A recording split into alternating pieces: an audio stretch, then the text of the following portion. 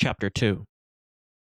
In the weeks that followed, word of the expedition spread throughout Mexico, and it was decided by the viceroy that the expedition commence on the following Sunday.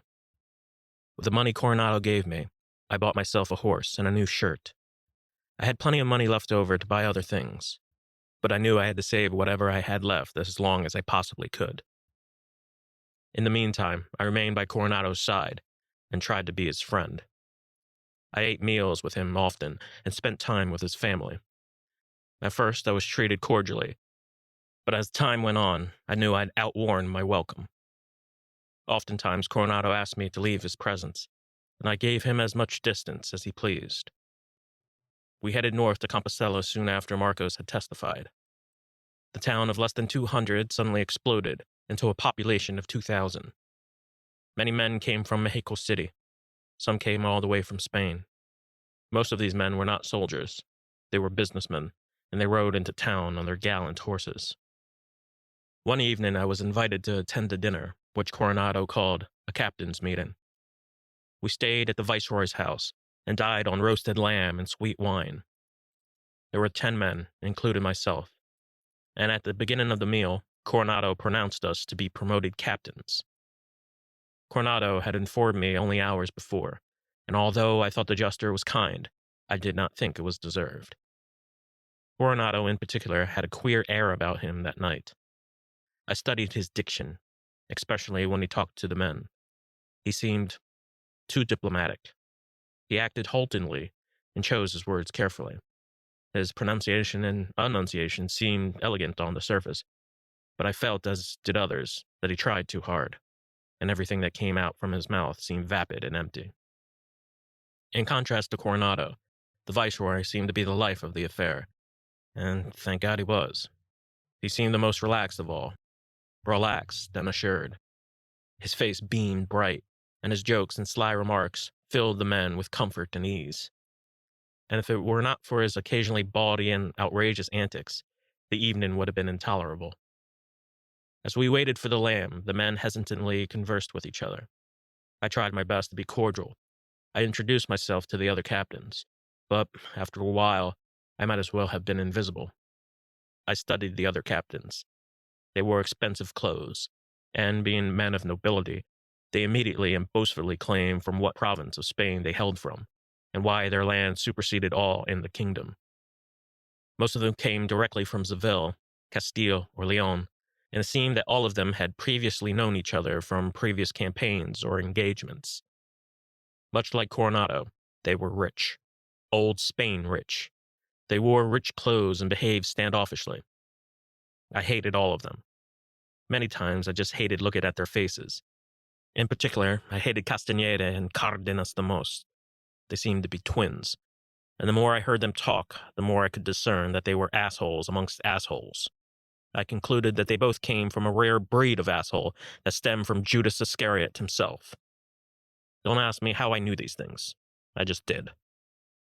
To my amazement, there was another man worthy of equal contempt.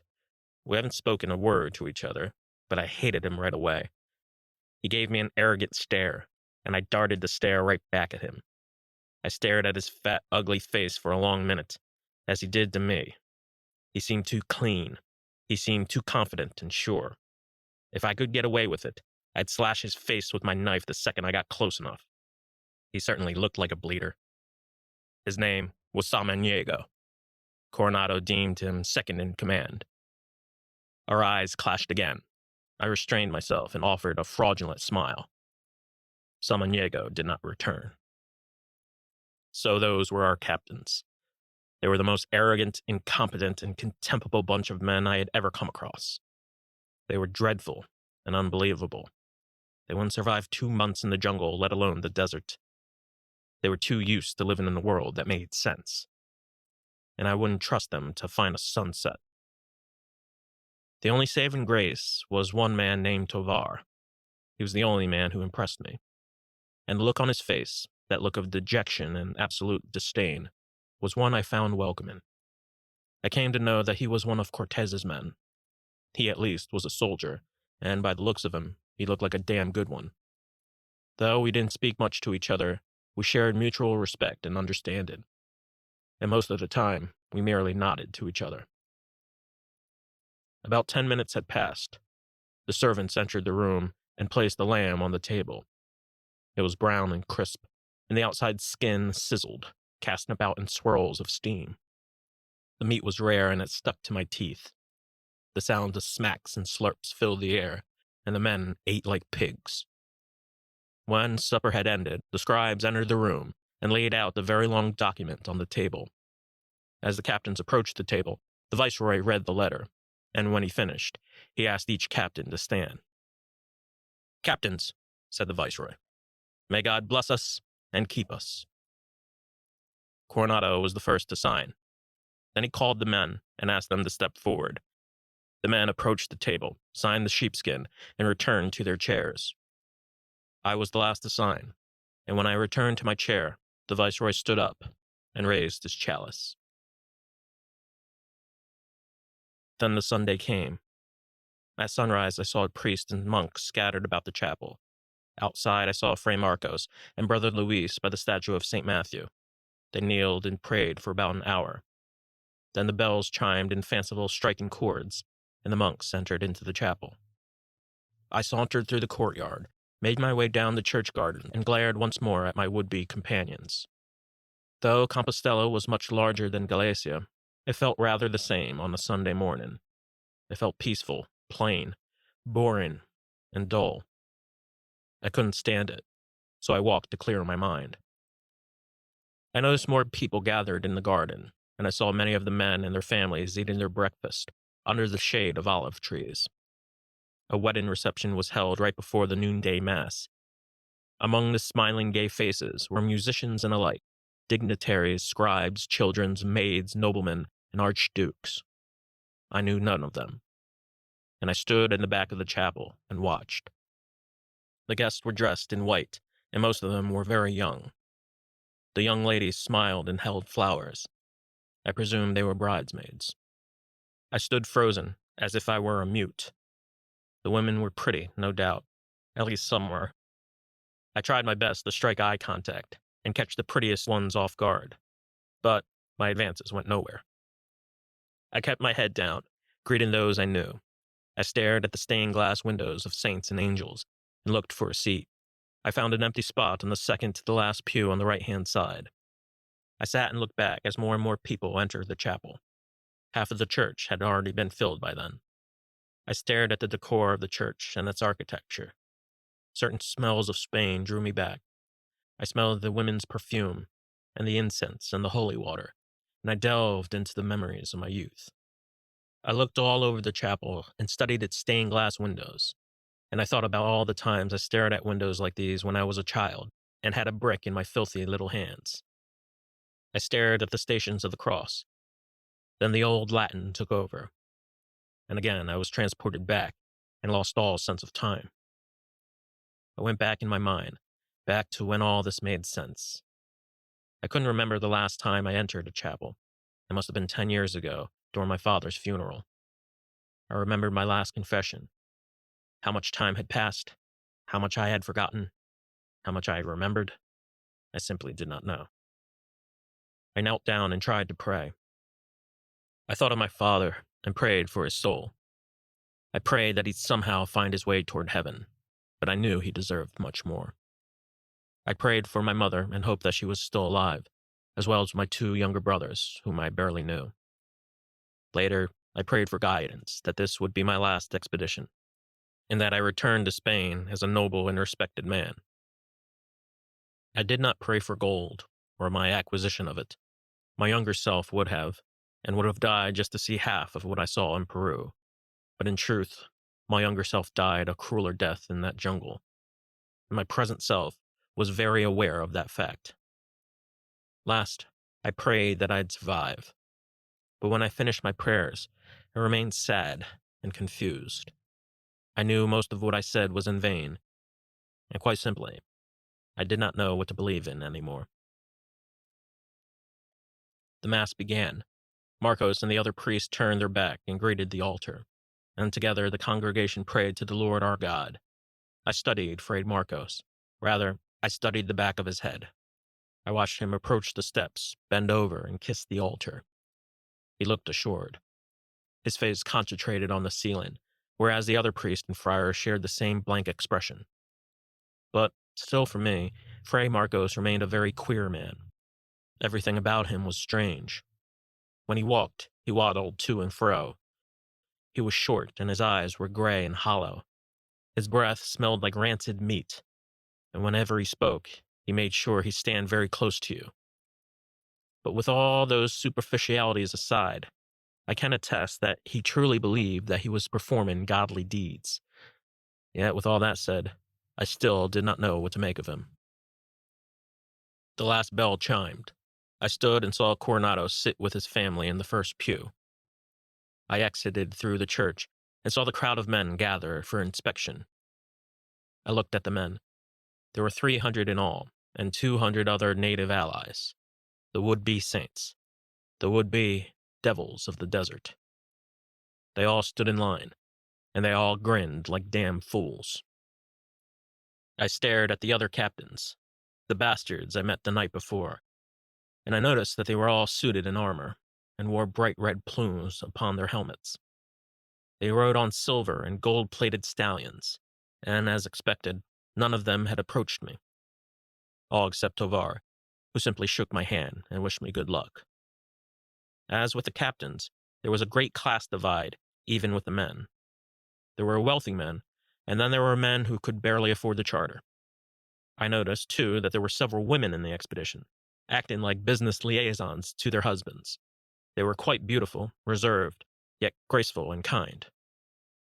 I knew they would be a distraction, so instead, I looked over to the many caravans. As we assembled, the scribes went to work. They documented everything, from the inventory of names to the belongings of each member of the expedition. They calculated all the thousands of pounds of swords and armor, the helmets and lances, the daggers, the wool and timber, pots and pans and clay trinkets, and hundreds of bundles of other garments. And by the pages they filled, it seemed as if we had brought all of Spain with us. Nevertheless, they went on calculating. However, what I noticed most of all were the jugs and jugs of wine that seemingly every man possessed. And I knew every one of them would be necessary. I looked to the desert and the land ahead. My gaze ended abruptly, and I was smacked on the arm. I looked to see who it was. It was Coronado. He smiled and climbed back on his horse. "Let's go, Sardina." I mounted my horse and followed him to the edge of the line. I was greeted by a scribe. Then a dozen men approached me and stood. "These are your men, Captain Sardina," said the scribe. I looked down to see what hand I had been dealt. From my first glance, I could tell something was wrong about these men, and I assumed that's why I was assigned to them. They were the youngest and poorest men in the whole expedition. Only one other man had a horse. Most of them had a glazed, blank look about them. They stared into space, with seemingly not a thought in the world. However, they possessed a hungry, rough demeanor. They looked raw, deviant, and embarrassing in almost every sense of the word. But I knew why they were called to join. All of them looked healthy and strong. I felt glad about them, though. I almost felt proud. They were thieves and miscreants. They were misfits and bullies. Thoughts raced in my mind. I wondered how they managed to pay for their charter, who they stole from, who they killed or kidnapped. All had their stories. I wouldn't doubt any of them, and I asked no questions. I wanted to smirk, but I remained in full grimace. I would know all their names later, but I knew now was not the time. I was told by Coronado never to befriend any of them, and I understood that principle and respected it fully. I merely introduced myself as their captain, gave them a glare, and kept my distance. Afterward, I ordered the men forward with the other units, and half an hour later, Coronado and the viceroy held their final preambles and read out loud from scrolls. Coronado's speech languished for nearly 10 minutes. He listed all that was required, and the men jeered silently. They stared at his bright red plume and his shiny red helmet. They stared at his shiny young face, and they could not refrain from speaking their minds. "Who is this bastard?" "That's the governor." Coronado continued. "There shall be no blasphemy, no swearing, none shall be tolerated." "He looks like a pussy." I bet he never worked a goddamn day in his life. Coronado continued. We are assembled here on this day by His Majesty King Charles to find the 7 cities of gold. The first of these cities is Cibola. I expect 3 things: gold, God, and a lot of sweat. I expect you to expect the same. We ought to. This man is pathetic. He has no character. That he doesn't. I knew his father, rotten thief. Look at him on his horse. He probably stole that horse. Does this speech ever end? I'll bet you 5 ducats that it doesn't. You're on. Coronado concluded. We will be led by Friar Marcos. He has seen what we can only dream of, and he will lead us there. And as Coronado finally ended his speech, the Viceroy patted him on the shoulder, pulled up his horse, and shouted to us all. And under no circumstance shall you waste ammunition. Any of you idiots waste ammunition, may God have mercy on your stupid souls. Then the Viceroy lifted his arms, pointed east, and shouted again. Cibola! And all of us cheered back. Cibola! The men beamed with thrill. Their eyes glistened. The expedition had finally begun. And off we marched. Before the Spanish named him the Turk, before he guided them to Cuevera, the spirit roamed the land for many lifetimes and came in many forms. He came as the wind that rustled amongst the prairie. He came as a bird. He was a magnificent broad blackbird, and he hung through the desert and thrived on the dead. And as a shaman, the spirit took form of a man and guided and protected the Pawnee from the evil spirits that cursed and blackened the earth. The Turk looks on through twilight. As the sun emerges, the Turk flies once again as a bird and swoops and searches the land west and south. Through the pueblos, he dances and patrols. He reaches a narrow stretch of valley, and in the bright morning, he finds the Spanish. The horrid and vengeful spirits. The spirits of the damned. He notices that their faces are red and burnt. Some ride on their horses and slump over in the heat. Others walk on foot, dragging in delirium. At night, their eyes flash and glow yellow. The closer he looks, the more the Turk knows he had seen them before, in visions and past lives. They were the same spirits. They were the same demons. The land remains. The Turk opens his eyes and becomes a man again. There would be no other way. In the desert, the Turk stands west and stares outward through the mountains. Sweat pours from his brow down to his chin. He stands erect and walks in long, prideful strides. His appearance is tall and gaunt. His smile is grand and damning, and he wears a coon hat that covers most of his scars. As the sun approaches his zenith, he meditates and closes his eyes. Then he stares back to the canyons, where he came across the monks and the slave. He inhales the air and sighs through his nostrils. He picks up a skull. He knows his mission. He is to be the demon's guide. They would arrive their own time.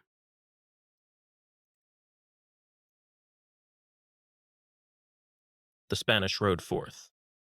The land went ahead. For the first 3 days, Marcos rode on his donkey and kept close to Coronado, who strutted through the sand on his white Arabian stallion. Marcos's brown robes were drenched in sweat from top to bottom. His oily face seemed to burst out in pus. His whole face turned red and purple, and his bald head was a permanent, shining light. Coronado asked his questions, and Marcos answered them, though they were banal and asinine. And although he knew most answers, Coronado inquired Marcos daily, and Marcos returned with verbatim responses. Friar, about how far did you say the river was from the first city? 13 leagues. The silver mines you said you saw. It was north, Governor. Ah, yes, north. Any of this look familiar? All of it, General. Tell me, Marcos, how many times have you said Mass? I don't know, General. Thousands, perhaps. I haven't kept track. Today's was most beautiful.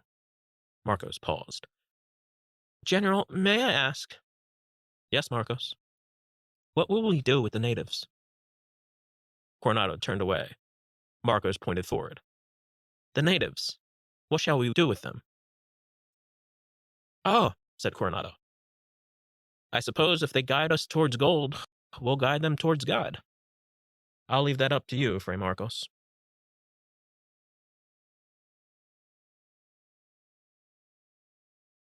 So we rode north. On many days, the sun emerged red and blinding, and the sky held blue. Some days the wind blew in. Some days there was no wind at all. But for the most part, the sun dictated everything. And when the dust settled and the night crept in, all went black and crisp and even. And the stars again blistered through the sky and shone brightly like diamonds. The men themselves seemed to be in high spirit, and I assumed they would be. We were finally on the move, and the sight of all the men traveling out stirred an excitement, and a great sense of confidence followed us. Days passed. Not many, but I started to lose count. The further east we went, the closer we came to the mountains. Seldom time storms had emerged, but when they did, the wind switched, and for long minutes we felt a cold and heavy rain. But oftentimes the storms had passed over and missed us completely. I must confess, I fell in love with the desert quite quickly. It was the exact opposite of the jungle. I could breathe in it. Its warmth was healing. Its air was dry and satisfying, and its sky was almost always blue and clean. And for the first 2 days, I felt extreme satisfaction. I felt a feeling of great peace and content. I felt so because there was a strange sense of beauty to the land.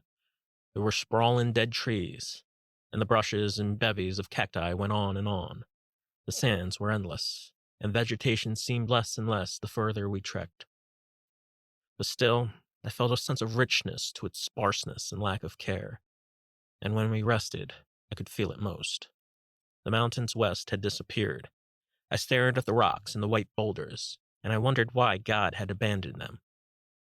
Beyond the cliffs, I watched wolves and mountain lions stalk their prey, and at night I heard them prowl.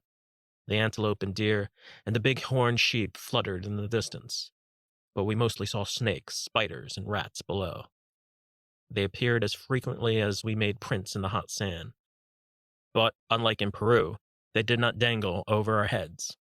Rather, they slithered and hopped and scoured upon the surface.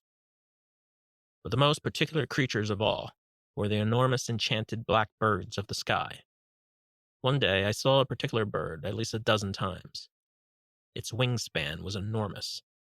Its face was white and red, and its beak was long and contoured.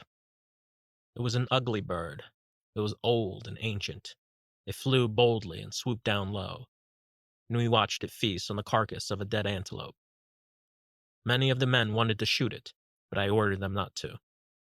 It's a bad omen to shoot birds, I said. I looked at the bird again. It looked beautiful to me. It was an ugly sort of beautiful, I'll admit. Nonetheless, I wanted it to live. As time went on, I finally knew each man in my unit. There were the Diaz brothers, the greatest butchers in all the world. There was Julio, a young blacksmith apprentice, Garcia, the wagon man, Antonio, Vargas, Gomez, and Charlando, all drifters and presumed vagabonds or sons of farmers. And then, of course, there was Bernardo Caballero. He was the only other man who rode a horse. He was a bastard, young and annoying, and he desperately wanted to be my friend. In the nearby carriage, I saw the women of the expedition. They sat and talked, as a trail of dust emerged from beneath the carriage's wheels. All the women wore pretty white and black dresses. Their raven-colored hair was locked securely from underneath their headdresses, and I smiled at them whenever I had the chance. Of all the women, I desired only 3.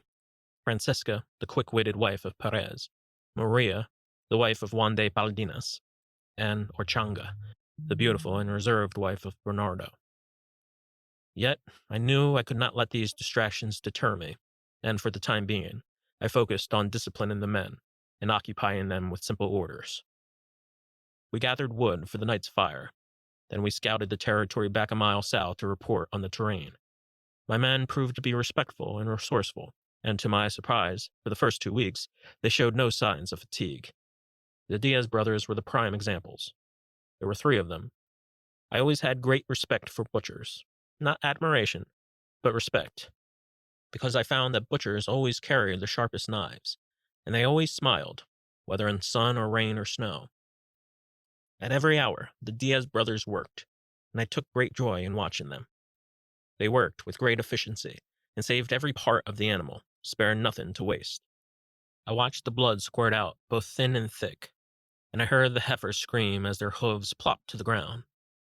In Peru, there were mainly llamas to butcher, but here in the desert, there were steer, oxen, goats, and lambs, all of which we brought from Galicia. It seemed plenty at the time, and the general rationale was that our rations would last us 3 months. But for the time being, we were fed and happy. Around 1,000 Indian allies trekked alongside us. They outnumbered the entire army triple-fold, and for the most part they kept to themselves. In passing, I remember eavesdropping on a conversation between 2 captains, and I replayed their words in my mind.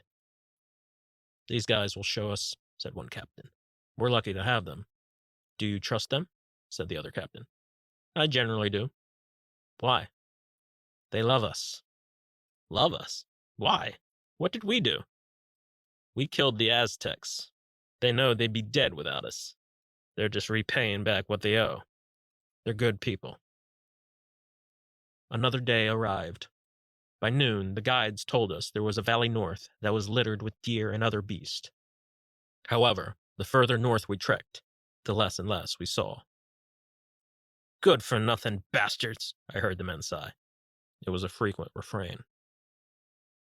For the rest of the day, I said no other words to any of the men. I just wanted to forget the whole thing ever happened. Often, nights were challenging. I found it difficult to sleep many nights. Too many men were wide awake, and too much talk went about their mouths. They whispered to each other and gazed into the night sky, and often they would ask me questions. One man proved to be the master of such inquiry, and that was Bernardo. He was tall and lean. His shoulders were narrow, and like a child, each night he'd ask me a ceaseless barrage of questions. And like a concerned parent, I answered the ones I could, and ignored all the rest. "Captain Sardina?" "Yes, Bernardo." "Aren't you hot?" "No." "No? How do you keep cool in this heat? I am boiling." "I don't mind it. That's how." "I wish I had your patience, Captain. I really do. This heat, it's overwhelming. I'm just not used to it. It must be colder in the mountains, no?" "You would think. That's not always the case." "Does it get hotter?" "Yes, sometimes it does." Bernardo was a fool, but in some strange way I knew it wasn't entirely his fault. He was quite rich, and he acted like a fool because no one told him otherwise. I felt pity for him, for he was fragile, pale, and reactionary. And I knew that if I stared long enough into his eyes, that it would break him. If I had the chance, and I knew I could get away with it, I would have killed him many times over, either in his sleep or in broad daylight. Why he was assigned to me was anyone's guess. I concluded that it was some sort of cruel punishment that was certainly unforeseen and unwarranted. And if I had the time, I'd certainly inquire upon what sin I had committed. It might have been just a joke, and if indeed that were the case, it was certainly a cruel one. "I heard you played chess, Captain Sardina. Is that true?" asked Bernardo. "No, I have no interest." "But I've heard you were a great player." "Where have you heard these things?" "A little bird told me." "You're a man of fortune, Captain Sardina, so I hear." "From whom do you hear these things?" "From people." "People?" "Various ones. Word gets around, you know." "No kidding." "Tell me about Peru. Tell me your story." "You'll have to pay me first." And, to my amazement, Bernardo retreated back to his horse, returned, and handed me a small sack of gold. And with reluctance, I relayed him my story of Peru, or at least what I remembered. I told him an abridged version of the story. It took me 2 nights to tell it, but Bernardo remained unsatisfied. He wanted me to repeat the story, and he bribed me with another sack of gold.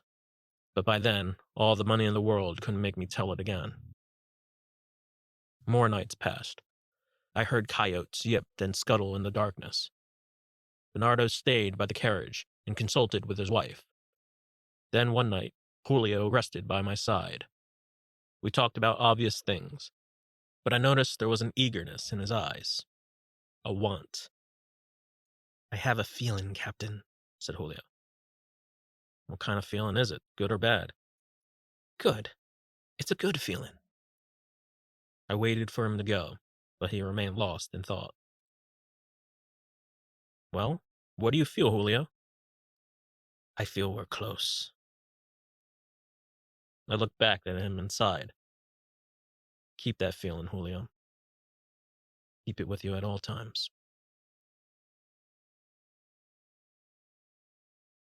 Less than a month had passed. We were still very much in the dream. Coronado decided that Brother Luis was to join our unit for moral clarity, as he called it. I held no objections. Unlike Marcos, Luis did not possess a mule. He walked on foot, and for many days and miles he remained alone. He was not a very tall man, nor was he as short and stout as Marcos. He kept to himself most of the time. He always greeted me with a gracious nod. Other than Marcos, Luis was the only witness to the miracle. And being so, my men badgered him with questions. They asked him many times what he had seen. Naturally, Bernardo led the conference. Many others followed. They asked him about the cities. But, unlike Marcos, Luis made his claims in a calm, dignified manner. "How many of them did you see, brother?" "From a distance, I saw all 7. "Truly?" "God as my witness. These cities are wide and grand." "What riches did you see?" "Gold and silver, rubies and pearls, sapphire and emeralds." "These cities, though, they must be enormous." "They are." "Do each of them have a gate?" "Some. I can't remember. Some have arches." "What color are these arches?" "Silver and gold." "Are you sure there's 7 cities, brother?" "Yes, there are 7. There might be more." "More?" "There might be. I can't be certain." "What do you remember the most?" "The glow." "The glow?" "When the gates opened, I saw a glow. It was a light from heaven." "Was it God? Did you see God?" "It certainly looked like him." "How close are we?" "We're still far away, son." "How far?" "Very far." "How far is very far?" "This is the devil's land, son. It never ends." And it didn't. The land never stopped. It turned humid and the sky filled with clouds.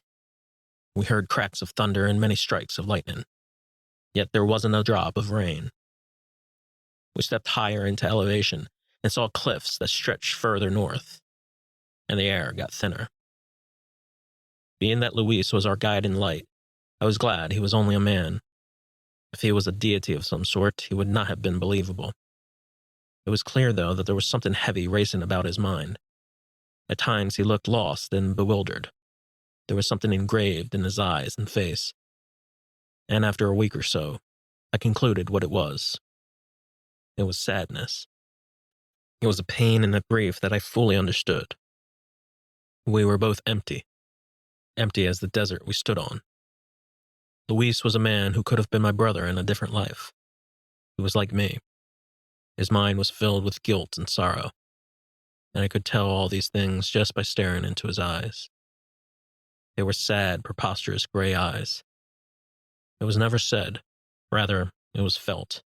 And the more I thought about it, the more I realized that Luis seemed to be a version of myself had I gone to the seminary.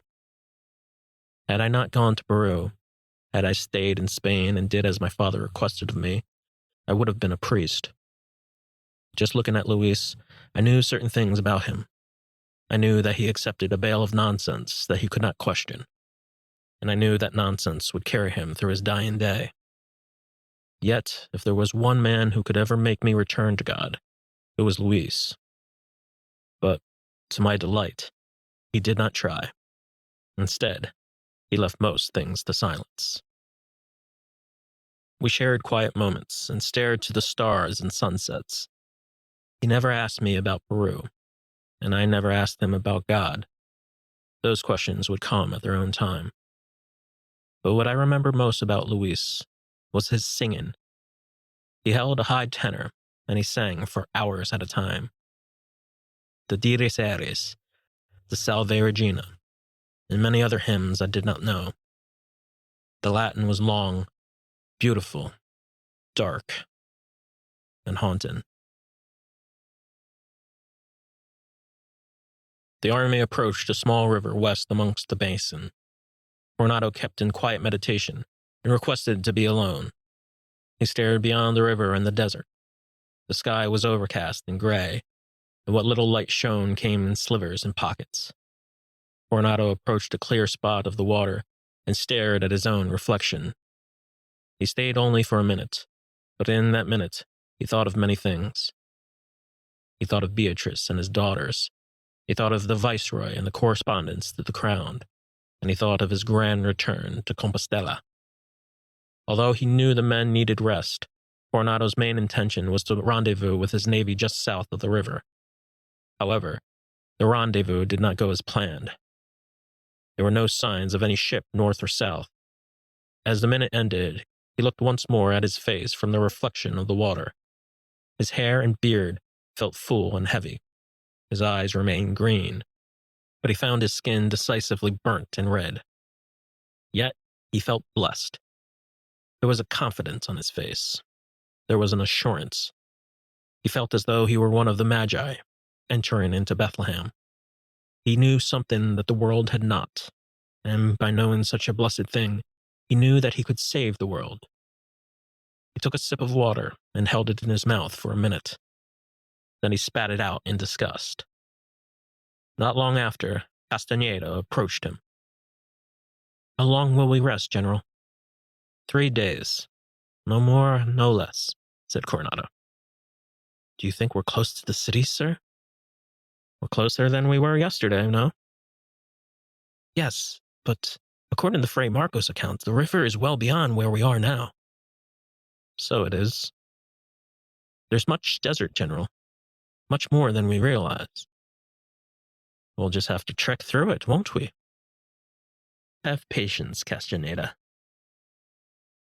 Silence followed. Coronado stared north beyond the sand and red hills. Castaneda tried to stare too. Then an obvious thought emerged. He waited for the right second, and when it came, Castaneda said the words quickly. "What about the Navy, sir?" "What about them?" said Coronado. "When do you think they'll arrive?" "They'll arrive. They'll come in their own time. Have patience, Castaneda." And with that, Coronado dismissed Castaneda and walked back to his tent. The sun broke away from the clouds, and the Spanish finally parked their main caravans and rested their weary souls near the banks of the river. All who were in Compostela that day were still present. They hacked and gathered wood from splints of desert trees and tall cacti, and as evening drew, the smoke from the burning wood rose and swirled in full clouds of blue and black. The women gathered their belongings and made a tent of their own, and the priests, Marcos, Luis, and the other clergy, held a private baptismal ceremony and converted the native guides. But for the rest of the men, they took the rest for all it was worth. And with each passing day and night, they sat and laughed. They sang old songs and cursed each other to go to hell. But most of all, they gambled and drank. The rest was a much-needed distraction. We drank all day and well into night. Though after 2 whole days, I felt the rest had lasted too long, and later, I felt a tremendous unease about everything. There was much I remember about those nights. I remember the music and the clinks of lutes and recorders, the plucks and charms of the guitars that brought them all to rhythm, and how they blended with the sounds of the drums and chants that came from the slaves and guides. So, too, I remembered the dogs. I remembered them constantly barking. I remembered how hungry they looked. I remembered how they ripped and tore through the discarded bones that the Diaz brothers tossed to them. I remembered how they leapt on each other and slobbered and growled, and I remembered how they snarled and raced off into the dark. There was one dog in particular who came to my side many times. He was black and big with brown spots on his belly, and I patted his head every chance I could. They called the dog Satan. He was the sweetest dog I had ever met. His owner, Sanchez, was a stern businessman who didn't say much. Yet Satan himself had no quarrel spending time with strangers. And for those nights, I thoroughly enjoyed his company. But perhaps what I remembered most about these nights was gazing into Orchanga's eyes. They seemed so alluring. She was Bernardo's wife. She was the most beautiful woman I'd seen since I left Peru. My mind wandered into fancy, but I kept it secure in silence, and every time I glanced at Orchanga, she was still beautiful as I imagined her to be. I joined the men, and we went through jug after jug of wine. I sat by Julio. He was getting drunker by the second, and when he lifted his jug to his mouth, he missed completely. The other men were just as soused, and they toast to everything. To Satan. Isn't he a lovely dog? That he is. To those poor assholes in Seville. May they continue to be poor, misguided assholes. Fuck Seville! Fuck Seville! The toast continued, and we all took a swig.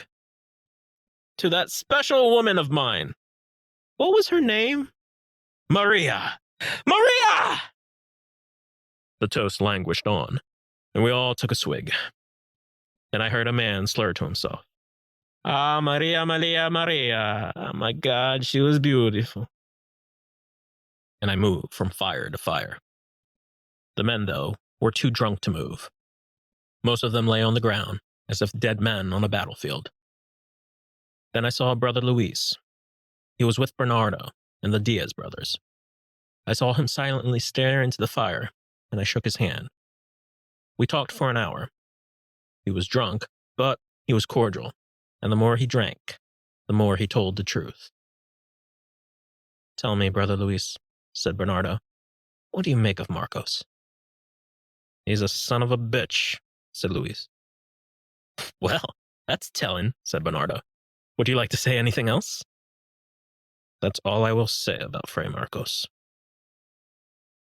The men were still stunned by Luis's reply. As for Marcos, he stayed alone in his tent. No others dared to join him, and when they offered their company, Marcos barked at them like a dog. The men were afraid, but quite amused at the same time. I watched Marcos from afar, and saw that he was in deep prayer. It was all too apparent that Marcos seemed not to possess a single friend in his life. He was too much with God, and that seemed his general problem. I kept my distance, but still, I wondered about him.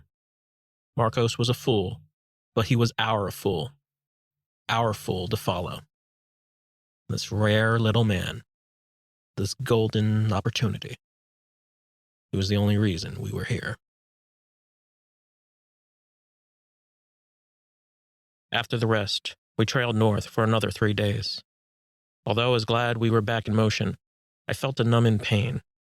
It was a pain I felt first in my feet, then in my neck, then to my stomach. And the pain lasted all day and well into the night. My mind raced with premonitions. I felt something terrible was about to happen. What it was, I hadn't the faintest idea. But in the air, I felt something desperately wrong. It was a certain looming reality. Then it happened. And in a single minute, the premonition became a clear, mundane, and horrifying fact. On a hunch, I checked on the wagon that carried our supplies and rations. I saw 3 bags of cured meat and nothing else.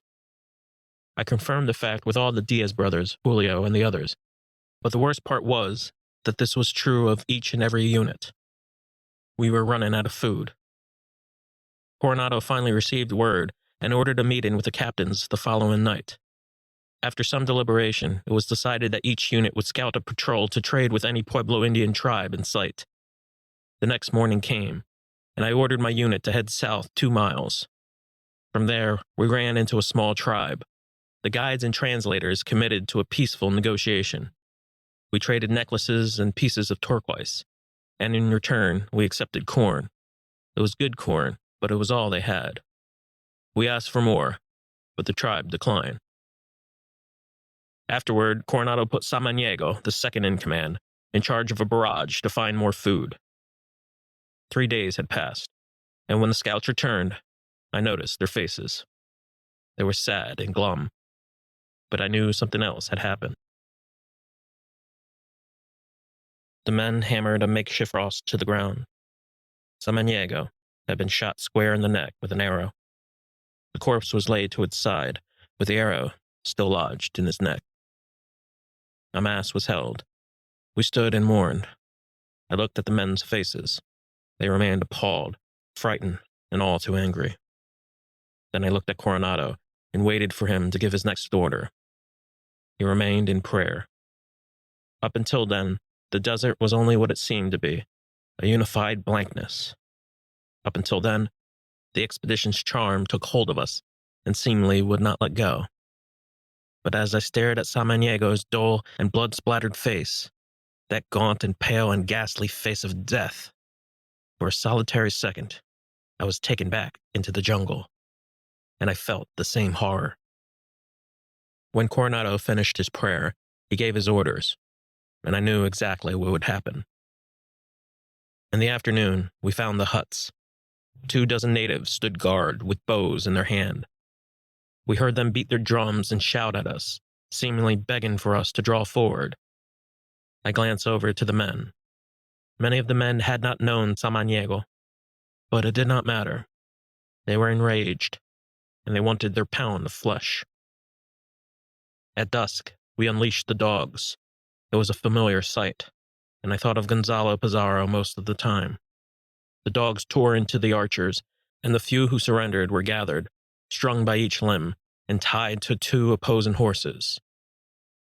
And when the horses were struck, the natives' limbs catapulted up into the air. A crowd had formed by a tall cactus. They surrounded the accused, who turned out to be a native child. He was bleeding and crying. I watched the hangman place the noose on the child's head as the crowd cheered in delight.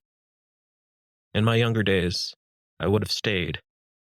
In my younger days, I would have talked with the man next to me and compared this execution with a dozen others I had seen in my lifetime. But those days had passed me, and I left the crowd in disgust. When it was over, I found Brother Luis walking with his head hung low and sweat pouring down from his face. We stared at each other, but neither of us said a word.